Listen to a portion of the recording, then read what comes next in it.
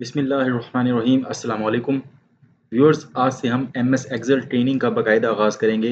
ये MS Excel training course का first lecture है। अगर आप एमएस एक्सेल को ज़ीरो लेवल से सीखना चाहते हैं तो आज ही इस ट्रेनिंग का हिस्सा बने। व्यूअर्स, यहाँ पर मैं आपको एमएस एक्सेल का ब्रीफ इंट्रोडक्शन करवाता चलूँ। व्यूअर्स, डाटा एंट्री की जॉब के लिए एमएस एक्सेल वो वही सॉफ्टवेयर है जिसको सीख कर आप हर किस्म की डाटा एंट्री की जॉब कर सकते हैं।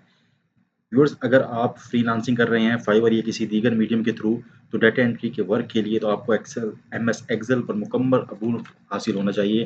डाटा एंट्री के अलावा व्यूअर्स हम एमएस एक्सेल को data organisation, calculations, reporting, financial analysis, accounting, financing, charting and graphing, programming, time management and task management और इसके अलावा और बहुत से मकासद के लिए इस्तेमाल कर सकते हैं। ये वही सॉफ्टवेयर है जो हर किस्म के बिजनेस में स्मॉल से लार्ज लेवल पर इस्तेमाल होता है। तो व्यूअर्स, आज की वीडियो में हम इन टॉपिक्स को कवर करेंगे जिनमें हम सीखेंगे कि किस तरह से हम एमएस एक्सेल की जो फाइल है उसको लॉन्च कर सकते हैं, उसको स्टार्ट करने के तरीके सीखेंगे। उसके अलावा व्यूअर्स हम सीखेंगे कि सेव एंड सेव एज में क्या फ़र्क है और सेव एज के लिए कौन कौन सी शॉर्टकट कीज़ का इस्तेमाल किया जाता है। और इसके अलावा व्यूअर्स हम एमएस एक्सेल की विंडो के इंटरफेस के बारे में सीखेंगे। तो चलते हैं वीडियो की तरफ और शुरू करते हैं। सबसे पहले मैं आपको बताता चलूँ कि एमएस एक्सेल की एप्लीकेशन को आप किस तरह से लॉन्च कर सकते हैं, किस तरह से आप इसको स्टार्ट कर सकते हैं।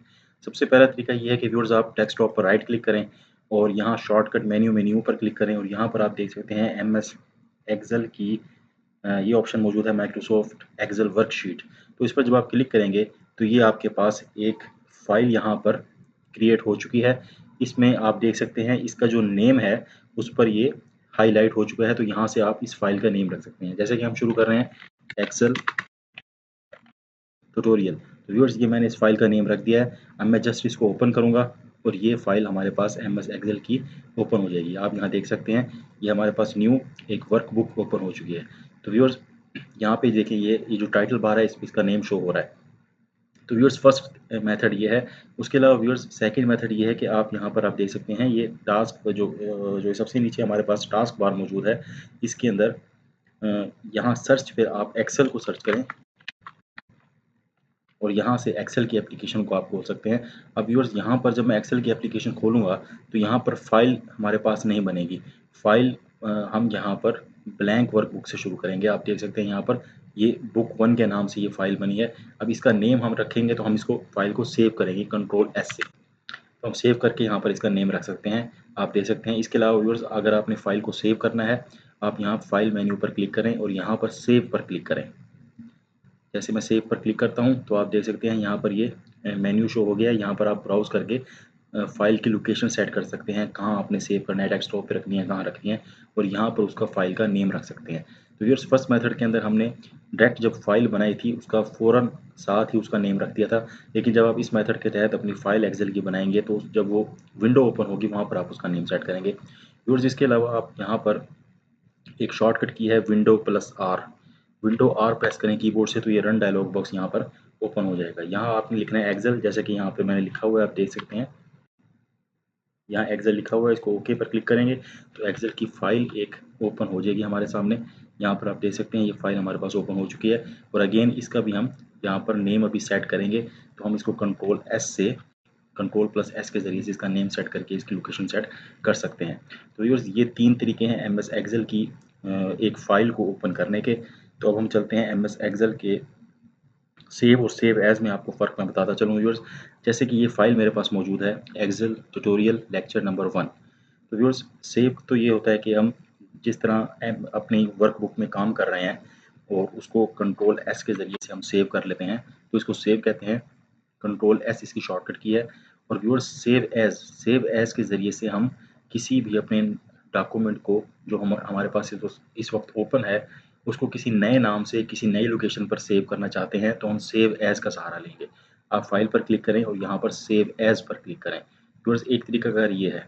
अब ये देखें आपके पास विंडो ओपन हो गई है सेव एज़ की। यहाँ से आप ब्राउज़ पर जाकर जो हमारे पास इस वक्त ये एक्सेल ट्यूटोरियल लेक्चर 1 है, इस वक्त आप देख सकते हैं ये हमारे पास डेस्कटॉप के ऊपर एक्सेल के फ़ोल्डर के अंदर मौजूद है। अब आप इसकी लोकेशन तब्दील कर सकते हैं। तो सेव और सेव एज़ में फ़र्क यही है कि सेव एज़ के ज़रिए से आप अपनी फ़ाइल की लोकेशन तब्दील कर सकते हैं, उसका नेम भी तब्दील कर सकते हैं। व्यूअर्स, इसका एक तरीकाकार ये था। दूसरा ये है कीबोर्ड की मदद से आप F12 प्रेस करें तो सेव एज का डायलॉग बॉक्स ओपन हो जाएगा। आप देख सकते हैं यहाँ पर सेव एज का डायलॉग बॉक्स ओपन हो चुका है। तो यहाँ पर आपने क्या करना है, यहाँ से पहले लोकेशन देखनी है। आप लोकेशन आप जो डॉक्यूमेंट पर काम कर रहे हैं उसको किसी नई लोकेशन पर सेव करना चाहते हैं तो आप सेव एज का सहारा लेते हैं। तो यहाँ से कोई भी लोकेशन मैं सेट करूँगा और यहाँ से इसका नाम भी मैं तब्दील कर सकता हूँ। अगर नाम तब्दील करना चाहूँ तो करूँ, नहीं तो मैं इसको ऐसे भी सेव कर सकता हूँ। तो सेव और सेव एज में फ़र्क ये है कि सेव के ज़रिए से हम डॉक्यूमेंट जहाँ पर वो मौजूद होता है उसी जगह पर वो सेव हो जाता है, और सेव एज में हम डॉक्यूमेंट को किसी नई लोकेशन पे किसी नए नाम से सेव कर सकते हैं। तो ये फ़र्क है सेव और सेव एज में। व्यूअर्स, अब हमारा थर्ड लर्निंग पॉइंट है इसके अंदर इंटरफेस। हम चलते हैं एक्सेल के इंटरफेस की तरफ। यहाँ पर मैं आपको एक ब्लैंक शीट हम यहाँ पर ओपन कर लेते हैं। तो व्यूअर्स, सबसे पहले मैं आपको वर्कबुक के बारे में बताता हूँ कि वर्कबुक क्या होती है। व्यूअर्स, जब भी हम कोई एक्सेल की फ़ाइल ओपन करते हैं, अब ये तो फ़ाइल मैंने पहले से बनाई हुई है, यहाँ पर जैसे ये फ़ाइल है, जब भी हम कोई एक्सेल की फ़ाइल ओपन करेंगे तो इस तमाम को हम वर्कबुक कहते हैं। और इसके अंदर जो यहाँ पर शीट है जिस पर हम वर्क करने वाले हैं इसको कहते हैं वर्कशीट। तो व्यूअर्स, यहाँ प्लस के साइन के ज़रिए से आप वर्कशीट इंसर्ट कर सकते हैं अपने हिसाब से जितनी आपको चाहिए। आप यहाँ पर वर्क कर रहे हैं, कुछ कुछ रिपोर्ट्स आपने फॉर एग्जांपल यहाँ पर सेल रिपोर्ट आपने बनाई है और यहाँ पर फिर आपने परचेज रिपोर्ट बनाई है, यानी मुख्तलिफ़ किस्म के टास्क आप अलग-अलग वर्कशीट पर परफॉर्म कर सकते हैं। तो व्यूअर्स, ये जो कंप्लीट इस वक्त विंडो ओपन हुई हुई है एक्सेल की फ़ाइल, इसको कहा जाता है वर्कबुक। तो एक वर्कबुक जो है उसमें एक से ज़्यादा वर्कशीट हो सकती हैं। अब डिफ़ॉल्ट ये 2019 वर्जन मैं यूज़ कर रहा हूँ, इसके अंदर आपने देखा था सिर्फ एक वर्कशीट थी। तो कुछ वर्जन जो है पुराने उसके अंदर बाय डिफ़ॉल्ट 3 वर्कशीट्स ओपन होती हैं। तो व्यूअर्स, अब हम अपनी मेन फाइल की तरफ चलते हैं। तो ये हमारी मेन फाइल है। इसके अंदर मैं आपको सबसे पहले ये बताता हूँ कि एक्सेल इंटरफेस के अंदर के वर्कबुक की डेफिनेशन क्या है। तो व्यूअर्स, वर्कबुक क्या चीज़ है? अ workbook is a file that contains one और मोर वर्कशीट्स। वर्कबुक एक फाइल है जो एक या एक से ज़्यादा वर्कशीट्स रखती है to help you organise data, ताकि आप डाटा को ऑर्गेनाइज कर सकें। You can create a new workbook from a blank workbook और अ टेम्पलेट। व्यूअर्स, यहाँ पर वो कह रहा है कि आप न्यू वर्कबुक बना सकते हैं किसी ब्लैंक वर्कबुक से के ज़रिए से या बने बनाए टेम्पलेट के ज़रिए से। जैसे कि मैं यहाँ पर क्लिक करता हूँ, मैंने एक न्यू वर्कबुक बनानी है, फाइल न्यू पर क्लिक करूँगा। अब आप न्यू पर देख सकते हैं यहाँ पर एक तो ये ब्लैंक वर्कबुक की ऑप्शन है और दूसरा ये बने बनाए टेम्पलेट्स हैं। यहाँ पे आप देख सकते हैं ये ड्रॉप डाउन लिस्ट के बारे में बता रहा है, फार्मूलाज के बारे में यहाँ पर इंफॉर्मेशन मौजूद है। अब ये बने बनाए टेम्पलेट्स हैं, आप इनको क्लिक करके भी ओपन कर सकते हैं। और अगर आपने नए सिरे से काम करना है तो आप ब्लैंक वर्कबुक पर क्लिक करेंगे। तो यहाँ पर जैसे मैं क्लिक करता हूँ, इस वक्त ये वर्कबुक ओपन हो गई है और इसके अंदर जो ये शीट है इसको हम कहते हैं वर्कशीट। तो व्यूअर्स, यहाँ पर आपको वर्कबुक का क्लियर हो गया होगा इंशाल्लाह। अब हम देखते हैं वर्कशीट क्या चीज़ है। Viewers, worksheet a collection of cells organised in rows and column. तो व्यूअर्स, ये जो शीट्स हैं आप ये देख सकते हैं, यहाँ पर तमाम शीट्स के अंदर आप देख रहे हैं जैसे कि अब ये ब्लैक शीट है, यहाँ पर कोई डाटा नहीं है। तो वर्कशीट की डेफिनेशन क्या थी, यहाँ पर आप देखें, a collection of cells organised in rows and columns. कह रहे हैं कि ये भाई वर्कशीट जो है वो रोज एंड कॉलम्स पर मुश्तमिल होती है। तो व्यूअर्स, यहाँ पर जो आप देखते हैं ए बी सी डी, ये तमाम कॉलम्स हैं। तो कॉलम की डेफिनेशन क्या होती है यहाँ पर मैं आपको बता देता हूँ। कॉलम क्या चीज़ है? A column runs vertically in the grid layout of a worksheet. जो वर्टिकल अलाइनमेंट ऑफ सेल्स है उसको कहते हैं कॉलम। अब ये देखें, ये वर्टिकल अलाइनमेंट है तो इसको हम कहेंगे कॉलम। व्यूअर्स, यहाँ पर आप देख रहे हैं, अच्छा, और जो ये ए बी सी है इसको हम कहते हैं कॉलम हेडर्स। ये हैं column headers, A B C D, ये तमाम कॉलम हेडर्स हैं। और व्यूअर्स, ये हैं रोज़ 1 2 3, इसको कहते हैं ये जो कॉलम था इसको हम कहते हैं, यहाँ पे आप देख सकते हैं, इसको हम कहते हैं वर्टिकल अलाइनमेंट ऑफ सेल्स। और व्यूअर्स, जो रोज़ हैं इनको हम कहते हैं हॉरिजेंटल अलाइनमेंट ऑफ सेल्स। तो व्यूअर्स, यहाँ पर अब ये जो अलग-अलग डब्बे शो हो रहे हैं इनको सेल्स कहा जाता है। ये तमाम जो हैं ये सेल्स हैं। तो जो वर्टिकल अलाइनमेंट ऑफ सेल्स है वो कॉलम होती है और जो हॉरिजेंटल अलाइनमेंट ऑफ सेल्स है वो रो होती है। यहाँ पर आप डेफिनेशन देख सकते हैं, इसकी एक और डेफिनेशन भी है, column runs vertically in the grid layout of worksheet, a row runs horizontally in the grid layout of a worksheet। तो व्यूअर्स, यहाँ पर एक और एग्जांपल के जरिए से आपको रो और कॉलम के बारे में बताता हूँ। अब आप देख सकते हैं ये कॉलम है और ये रो है। तो अब जो सेल की डेफिनेशन है वो क्या है? सेल है intersection of row and column. जहाँ पर रो और कॉलम इंटरसेक्ट करती हैं, आपस में मिलती हैं, तो वो सेल वहाँ पर तश्कील होता है। जैसे कि आप देख सकते हैं अब यहाँ पर ये कॉलम है और इसी तरह ये रो है, इन दोनों के इंटरसेक्शन पॉइंट जो है उसको सेल कहते हैं। तो ये तमाम जो बॉक्सेस हैं, इंडिविजुअल बॉक्सेस हैं, इन तमाम को सेल कहा जाता है। तो व्यूअर्स इस वक्त मैं MS Excel 2019 वर्जन यूज़ कर रहा हूँ। तो ये जो कॉलम्स हैं MS Excel, इसके अंदर एक कॉलम्स की जो टोटल तादाद है वो 16,384 होती है। आप कंट्रोल और राइट एरो की मदद से सबसे आखिरी कॉलम पे जा सकते हैं, XFD, ये सबसे आखिरी कॉलम है इस वर्कशीट का और ये सबसे फर्स्ट कॉलम है ए वाला इस वर्कशीट का। इन तमाम कॉलम्स की तादाद 16,384 है।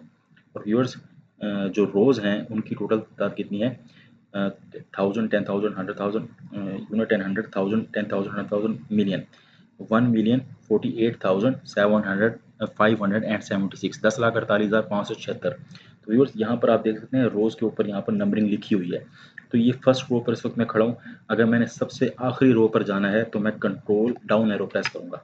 जैसे मैं कंट्रोल डाउन एरो प्रेस करता हूँ आप देख सकते हैं इस वक्त हम सबसे आखिरी रो पर आ चुके हैं, 10,48,576। तो व्यूअर्स एक वर्कशीट के अंदर 10,48,576 रोज़ होती हैं और 16,384 कॉलम्स होते हैं।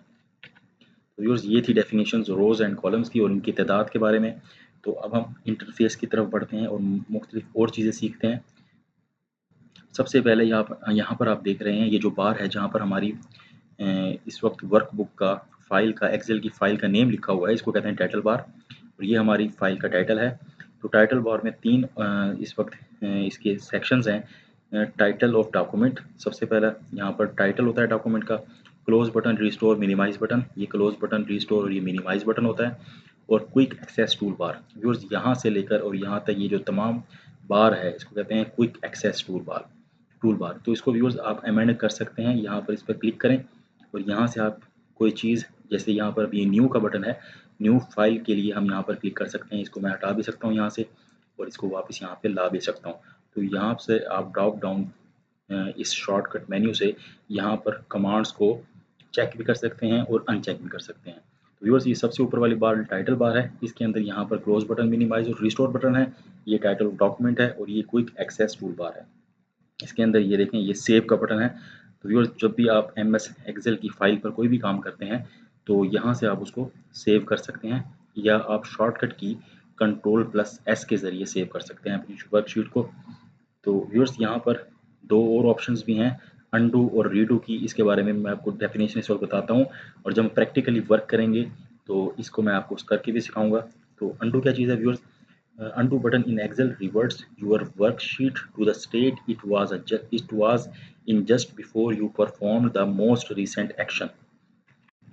फॉर एग्जाम्पल व्यूअर्स मैंने यहाँ पर लिखा है 3, इस सेल के अंदर निचले सेल के अंदर मैंने लिखा है 5। अब मुझे ख्याल आया कि मैंने यहाँ 5 नहीं लिखना था तो मैं Ctrl+Z, इसकी शॉर्टकट की होती है अंडू की, या आप यहाँ से क्लिक करें इस वाले बटन पे। अब मैं वहाँ 5 नहीं लिखना चाह रहा था, मैं इस पर जब क्लिक करूँगा तो ऑटोमेटिकली वो डिलीट हो जाएगा। अच्छा, फिर मुझे ख्याल आया नहीं वो मैंने ठीक लिखा था 5, तो मैं यहाँ से रीडू कर सकता हूँ, उसको दोबारा से आ जाएगा वो 5 ही आप देख सकते हैं। तो व्यूअर्स अंडू के लिए जो आपने कमांड परफॉर्म की है उसको उससे पिछली हालत में लाने के लिए, और रीडू के लिए उसको अगेन परफॉर्म करने के लिए। Redo has the opposite effect redoing what you have just undone.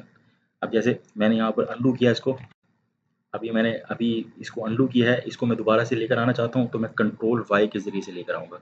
इसकी शॉर्टकट की याद रखिए Ctrl+Y। तो ये है अंडू और रीडू। व्यूअर्स उसके बाद है formula bar, display formula contains in cell. Viewers ये जो आप बार देख रहे हैं कंप्लीट, इसको हम कहते हैं फार्मूला बार। ये होती है फार्मूला बार व्यूअर्स।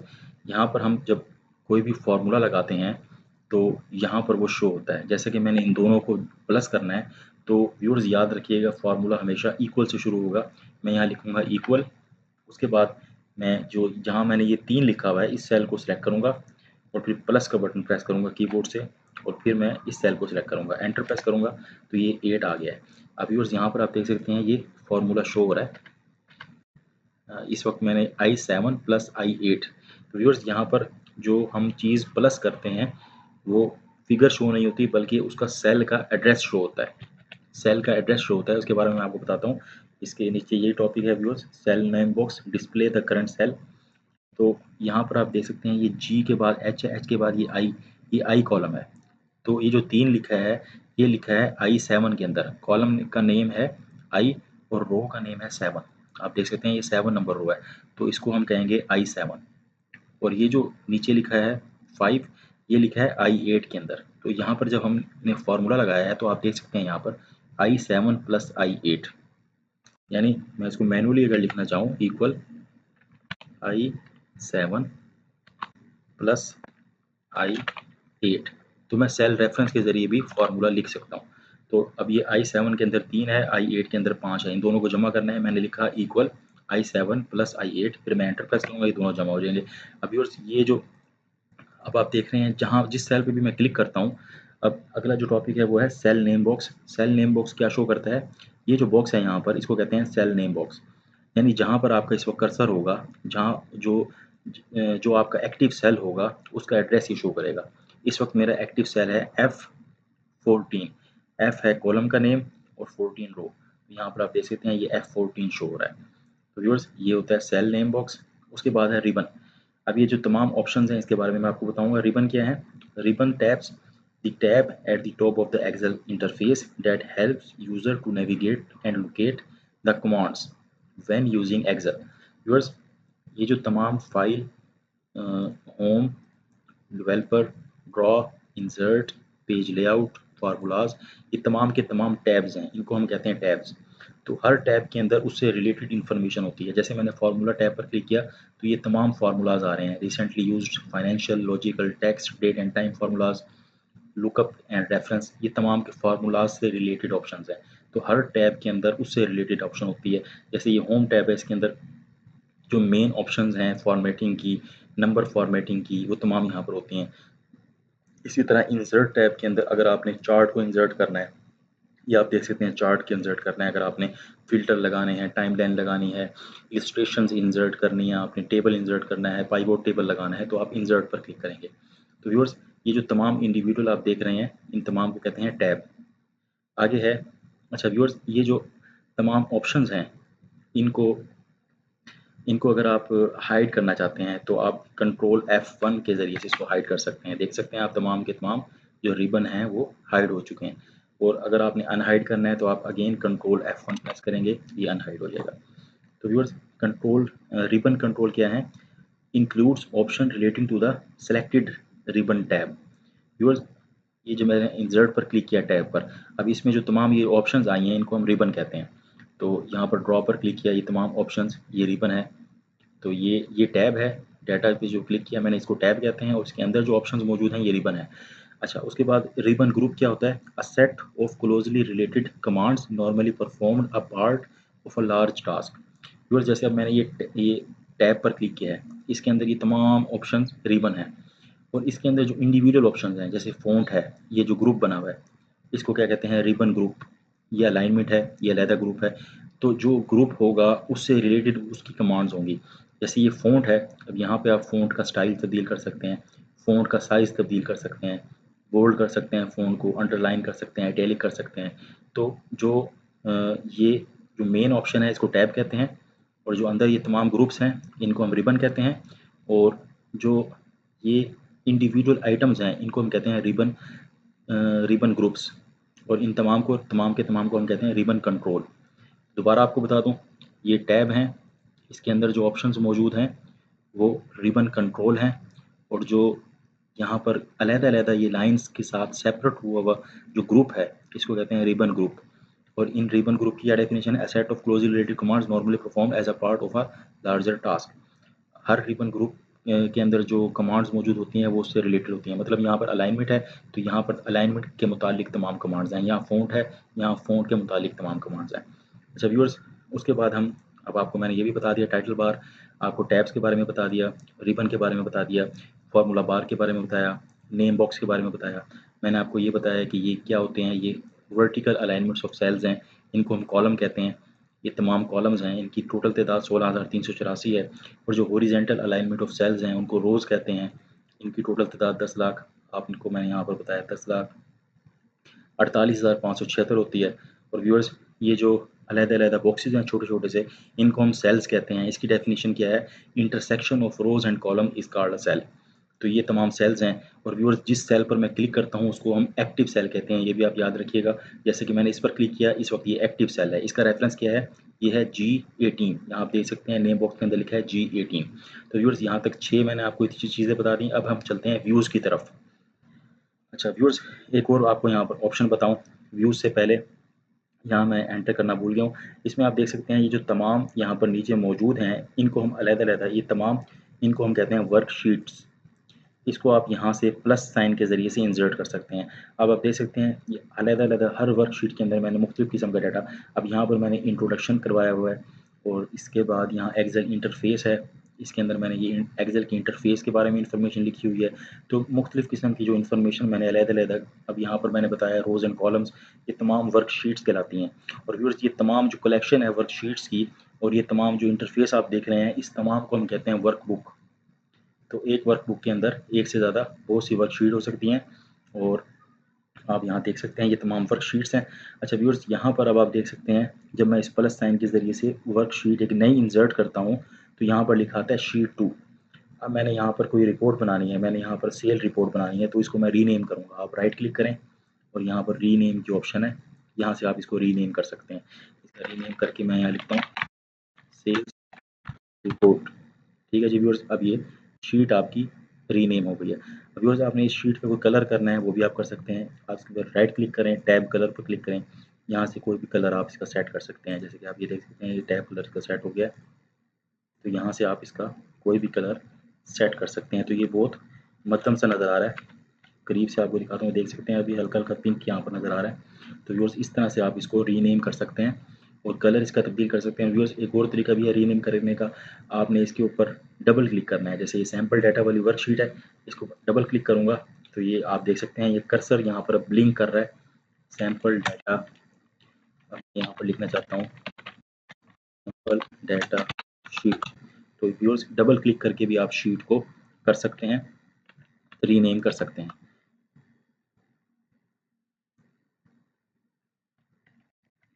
अच्छा व्यूअर्स, इसकी अब मैं आपको एक शॉर्टकट की भी बताता हूँ। तो शीट को इंसर्ट कर सकते हैं आप, किस तरह से इंसर्ट कर सकते हैं, कंट्रोल F11 के ज़रिए से आप एक नई शीट, मैक्रो बेस्ड शीट को इंसर्ट कर सकते हैं। तो इसके बारे में आपको डिटेल में बाद में बताऊँगा। तो अभी फ़िलहाल हम अपने इंटरफेस के बारे में देखते हैं, इंटरफेस के अंदर क्या है। तो व्यूअर्स यहाँ पर आपको मैंने रीनेम करना सिखाया। तो व्यूअर्स अगर आप कोई शीट, अब जैसे यहाँ पर एक्सेस शीट्स हैं, ये शीट 1 है, ये ब्लैंक पड़ी हुई है, इसको मैंने डिलीट करना है। तो डिलीट कैसे करूँगा? मैं शीट पर राइट क्लिक करूँगा और यहाँ से क्लिक करूँगा डिलीट, ये शीट डिलीट हो गई। व्यूअर्स ये प्लस साइन के ज़रिए से भी आप शीट को इंसर्ट कर सकते हैं। उसके अलावा व्यूअर्स राइट क्लिक करके आप इंसर्ट पर क्लिक करें और आप इंसर्ट के ज़रिए से भी सेपरेट, अभी इंसर्ट के अंदर क्या-क्या ऑप्शन दे रहा है आप यहाँ देख सकते हैं। इंसर्ट वर्कशीट, मैंने वर्कशीट पर क्लिक करना है, ओके पर क्लिक करूँगा तो ये आप देख सकते हैं वर्कशीट इंसर्ट हो गई है। इसके अलावा और भी ऑप्शंस हैं, आपको बताता हूँ। इंसर्ट चार्ट, अगर आपने चार्ट इंसर्ट करना है, चार्ट पर क्लिक करें, ओके पर क्लिक करें। तो व्यूअर्स इसके बारे में डिटेल में मैं आपको बाद में बताऊँगा। तो फिलहाल अभी हम सिर्फ चीज़ों के बारे में सीखते हैं, किस तरह से इंसर्ट करते हैं, डिलीट करते हैं शीट को। तो ये आपने तमाम चीज़ें सीख ली हैं। व्यूअर्स अगर आप कुछ शीट को हाइड करना चाह रहे हैं, आप दिखाना नहीं चाह रहे, उसको हाइड करना चाह रहे हैं, यहाँ से आप उसको हाइड कर सकते हैं। इस तरह से आप उसको हाइड कर सकते हैं व्यूअर्स। अगर अनहाइड करना है तो आप अगेन वहीं पे क्लिक करेंगे और यहाँ से जितनी भी शीट्स हाइड होंगी वो यहाँ पर नज़र आ रही होंगी। जिस शीट को आपने अनहाइड करना है उसको क्लिक करें और ओके पर क्लिक करें तो वो शीट अनहाइड हो जाएगी। तो व्यूअर्स ये तमाम जो हैं इनको वर्कशीट्स कहते हैं और ये तमाम जो बुक है इसको वर्कबुक कहते हैं। अब हम इंटरफेस के बारे में सीख रहे थे, इसमें है व्यूज़। व्यूअर्स यहाँ पर 3 किस्म के जो व्यूज़ हैं जो बहुत इंपॉर्टेंट हैं, वो है normal view, page layout view, page break preview. तो व्यूअर्स सबसे पहले यहाँ पर आप देख सकते हैं ये जो हमारी वर्कशीट्स हैं इसके नीचे एक बार है, ये वाली तमाम बार जहाँ पर ये लिखा हुआ है रेडी, ये ऑप्शन है मैक्रो की, एक्सेसिबिलिटी, इन्वेस्टिगेट, ये तमाम के तमाम बार यहाँ से यहाँ तक हम इसको कहते हैं स्टेटस बार। व्यूअर्स ये होती है स्टेटस बार। स्टेटस बार के ऊपर राइट तरफ आप देख सकते हैं ये ऑप्शंस है। एक नॉर्मल व्यू है, इस वक्त हमारे पास ये नॉर्मल व्यू ओपन हुआ हुआ है डॉक्यूमेंट का। तो अब मैंने करना है पेज लेआउट व्यू, इससे अगला जो व्यू है वो है पेज लेआउट व्यू। इस पर मैं क्लिक करूँगा तो आप देख सकते हैं जो हमारा व्यू है वो पेज के हिसाब से डिस्ट्रीब्यूट हो गया है। अब ये जो हमारा तमाम का तमाम इंटरफेस लिखा हुआ है ये पेज नंबर फर्स्ट में लिखा हुआ है, उसके बाद ये नेक्स्ट पेज है, ये नेक्स्ट पेज, नेक्स्ट पेज। तो पेज के हिसाब से अगर डॉक्यूमेंट को देखना है तो आप पेज लेआउट व्यू पर क्लिक करेंगे। इससे अगला व्यू है viewers print layout view, page break preview. तो पेज ब्रेक प्रीव्यू के अंदर क्या होता है, इसके अंदर ना व्यूअर्स जो ये ब्लू लाइन है, इस ब्लू लाइन से एक्सेल पेज को ब्रेक करता है। अब ये पेज नंबर 1 है, पेज नंबर 1 यहाँ पर इस डॉटेड ब्लू लाइन पे ख़त्म हो गया, उसके बाद ये पेज 2 शुरू हो गया। तो व्यूअर्स अगर आप पेज वाइज देखना चाहते हैं कि आपके कितने पेज हैं और वो डॉक्यूमेंट किस तरह से प्रिंट होगा।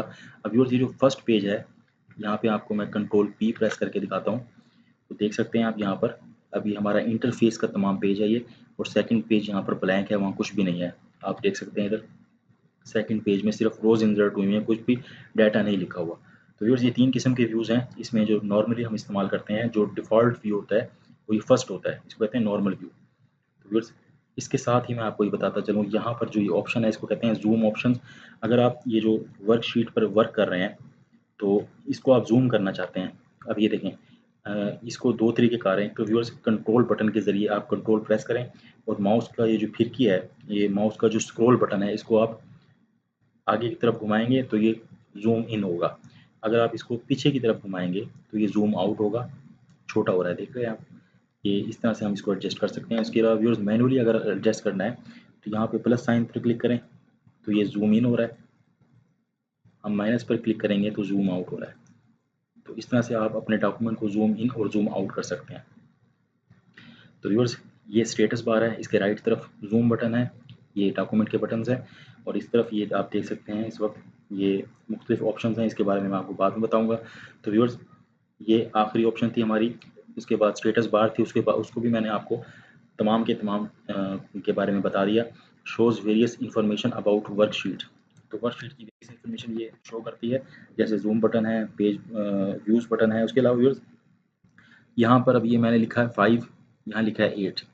अब मैं माउस के ज़रिए से इसको जब सेलेक्ट करूँगा इन दोनों सेल्स को, तो यहाँ पर आप देख सकते हैं इसका सम लिखा आ रहा है, टोटल 13 है, काउंट 2 है और ये एवरेज आ रही है। तो व्यूअर्स स्टेटस बार के अंदर से हम अपनी जो इंस्टेंट कैलकुलेशन भी देख सकते हैं।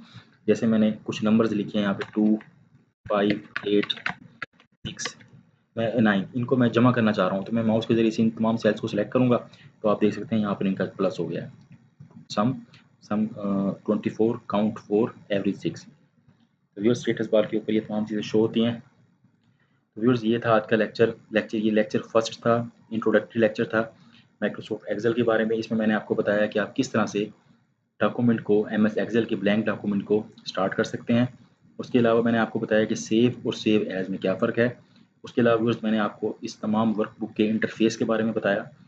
तो व्यूअर्स ये था लेक्चर फर्स्ट। उम्मीद है आपको उम्मीद है आपको ये तमाम की तमाम लेक्चर, तमाम वीडियो पसंद आई होगी। अगर वीडियो पसंद आई है तो वीडियो को लाइक करें, शेयर करें और कमेंट्स में अपनी राय का इज़हार करें। तो व्यूअर्स सेकंड लेक्चर के साथ मैं नेक्स्ट वीडियो के अंदर नेक्स्ट वीडियो कुछ ही अरसे में पेश करूँगा। तो व्यूअर्स ये तमाम सीरीज़ आपने देखनी है। अगर आप ज़ीरो लेवल से एमएस एक्सेल को सीखना चाहते हैं तो ये तमाम सीरीज़ आप देखें ताकि आप भी एमएस एक्सेल में एक्सपर्ट बन सकें। तो thanks for watching this video.